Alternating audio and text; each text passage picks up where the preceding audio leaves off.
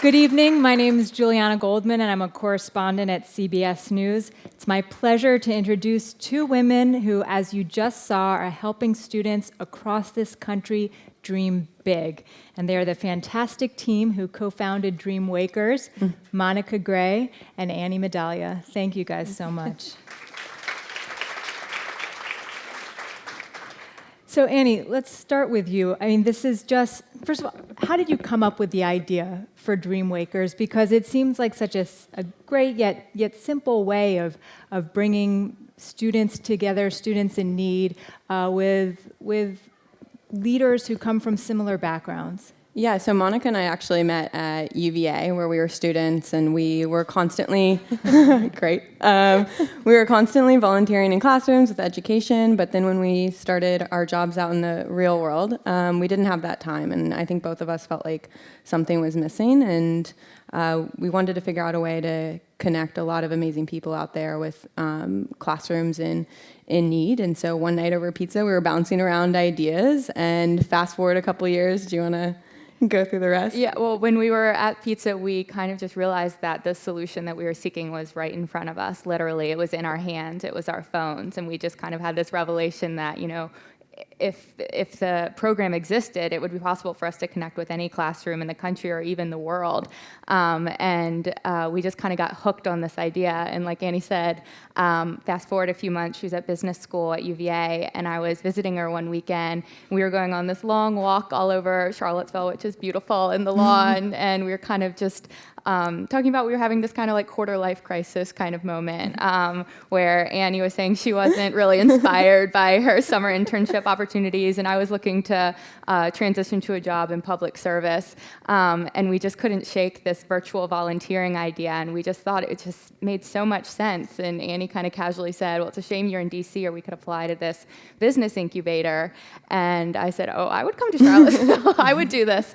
And she did. And so we ended up applying to this incubator, got in, and I rented out my apartment here in DuPont Circle on Craigslist to who I hope truly was a Georgetown professor that he claimed he was, and packed up an Enterprise rent-a-car and headed down to Charlottesville. Well, I think, for the record, some of the greatest ideas are hatched over pizza. Yeah. But give us a sense of who you've brought into the classrooms. Where do they come from? What professions? What industries? Sure. Well, it's an interesting mix of our millennial colleagues and friends, and then we've also started having some VIP speakers. So we've had some amazing speakers from the White House, from JetBlue, Soledad O'Brien gave a talk from CNN, and then we've had amazing friends of ours who run social media at the makeup company Birchbox, fly fishing at Orvis, professional cooks. I mean, you name it. If a teacher requests it, we'll find a speaker for them. We've had a lot of founders of companies too that are our generation, which I think is really inspiring for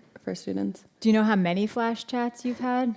Gosh. Too many. Too many. Too many to count. Lots of flash chats. Are there any main takeaways? What have you really learned through this whole process? Yeah, I mean, we have some amazing stories. I think, so we always do an interview with students afterwards, and one of the common themes always is we're so amazed by how many types of jobs and careers that any one person can have. And I think a lot of students think that you, like, once you start out, like, there's one job you're going to have the rest of your life. And so that's been amazing. We've had a lot of stories of connections between speakers and the students, and I think one of our favorite ones is we had a former ambassador speak to a group of high school students, and the last person who asked the question was this boy, and asked a great question. We didn't think anything of it, and a couple hours later Monica got a text from the teacher and said, I just want to let you know that boy never speaks. He's in 11th grade, essentially almost illiterate, and he came up to us afterwards and said, this is the proudest I've ever felt in my high school career. And for whatever reason, even though it was over digital connection, he felt this drive to connect. So it's been pretty amazing. That's remarkable. And there's another speaker who you recently had with students in Newark, New Jersey, top Obama advisor David Seamus. And the principal there said that David gave the students the energy of possibility. And I reached out to David and I asked him about his experience. And he said it's one of the best things that he's done at the White House. And he loves the program because it helps kids imagine the unimaginable. Wow. Another thing, I just want to jump in, something else that was so amazing about that chat and something that's become a theme is that a lot of times the chats don't just end after 30 or 45 minutes, but the speakers follow up. And in that case, David invited the whole class to the White House. So a group of students from Newark are getting on the bus and coming down to take a tour of the White House, which is just amazing. And then, a lot of times we hook up classrooms across the country. We've occasionally had international speakers, but even when we have flash chats where the speaker's in a city and just connecting across town, 'cause, it's really hard to get off work to go volunteer to a school. And in those cases, a lot of times they take, the students on a virtual tour of their office, and then they say, if you guys can get over here, come over for a field trip.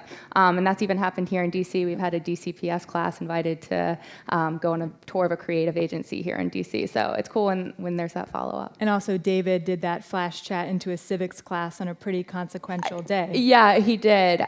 He was a few minutes late to the chat, and he said he was just 2 minutes late. And as the chat's going on, I looked down at my phone and I see that Biden had just announced that he wasn't going to be seeking the presidential bid. So it was like history happening in that moment. And after the chat ended, the civics teacher was like, history just happened as he left for that meeting. So it was cool. Wow. Yeah, really bringing it into the classroom in real time. I want to share a statistic from your website. 1 in 5 ninth graders drop out before getting a diploma.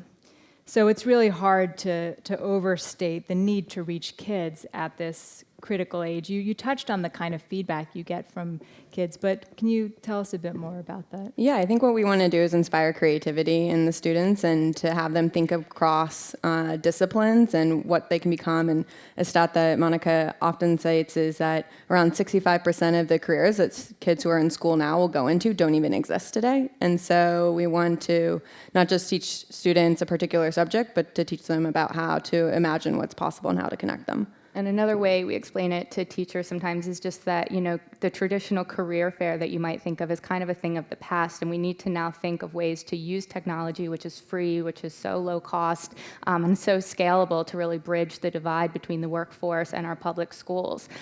So career fairs are great, but when was the last time you saw a White House political director at a career fair or a 3D printing expert? So we like to say we want to bridge that gap between career fair and career found. And it really shows how much the teachers care about the students. Another feedback we got from one of the students who happened to be quoted in an article that was sent about this was, I can't believe my teacher cared so much about us, and I just feel so honored that she put this time together to have this person come in and speak to us. So it shows how much the teachers are dedicated to their students. And another theme when we host the reflection time with the students after is just again and again they say, we say, well, what surprised you about this, or what surprised you about the profession? And every time they say, I just can't believe they care about us. I can't believe they're so busy and that they would take the time. And it's just we're just empowering people to be able to give back. And we actually have a wait list of speakers now to give talks. So, I think we've just given people the possibility to do what they would love to do, but just truly can't do without the flash chat. Well, even if there is a wait list, is there a dream speaker that might be able to move to the front? We have many dream speakers. Yeah, we have many. We can maybe give one or so. So Condoleezza Rice would be a top one for us. Every class, when we ask this question to students too, the Obamas. Oh my gosh, students love if a speaker's ever met the Obamas, been to the White House, shaken a hand. So we would love, the Obamas would be a dream one. Misty Copeland would be incredible, I think. Justice Sotomayor would be amazing. We always need women. So just throwing that out here into the room here, we really do. We're always on the lookout for great women to give talks. All right, well, Monica, we have just time for one more question, but you work full-time as the CEO of DreamWakers. Talk about your goals for the organization going forward, and for both of you, where would you like to see DreamWakers 1 year from now, 3 years from now, 5 years from now? Sure. So one of our big goals is to scale, baby scale. The sky's the limit in terms of the number of chats that we can have. Like I said, with this technology so low cost, and with every school having the technology available in their classrooms. One thing that we're going to be working on and are working on right now is bringing in some corporate sponsors. So we've started offering weeks of flash chats that companies could sponsor. So for example, if Toyota, I see a Toyota logo, we're sponsoring a week, they could have, show their engineers, their marketing people, their C-suite, their mechanics, and just kind of show the breadth of careers that are available in different companies. And so that new model of bringing in corporate sponsors and really scaling over the next 5 years is our big goal. Yeah, as Monica said, those are our most important. I think we're really lucky because Monica has committed full time to doing this, enabling us to get where we are today. And we want to be able to multiply as many people as possible to help us out and to come on board and make sure that we have the quality that we want. All right, well, you guys are dreaming big too, and it's wonderful to see. Thank you. Thank you. Thank you. Well, now I'd like to bring someone else on stage who would like to recognize your work. Let's please welcome back to the stage Dion Colvin-Lovely, National Media Director of Toyota Motor Sales.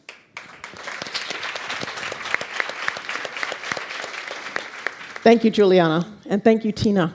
I'm so honored to be here in this room of phenomenal change makers. Toyota is very proud to partner with Women in the World for the 5th year. And in great collaboration with Tina and her team, we're honored to be presenting the Women in the World Washington, D.C. Salon tonight. First, I want to extend a warm welcome to some guests of ours. We have past Mothers of Invention here present. We also have a Toyota Standing Ovation honoree, and we have a very important partner of ours with the Hiring Our Heroes initiative, which supports veteran employment and military spouse employment. Is a partnership that we work with the U.S. Chamber of Commerce on, and they're all guests of ours today, so I want to acknowledge them.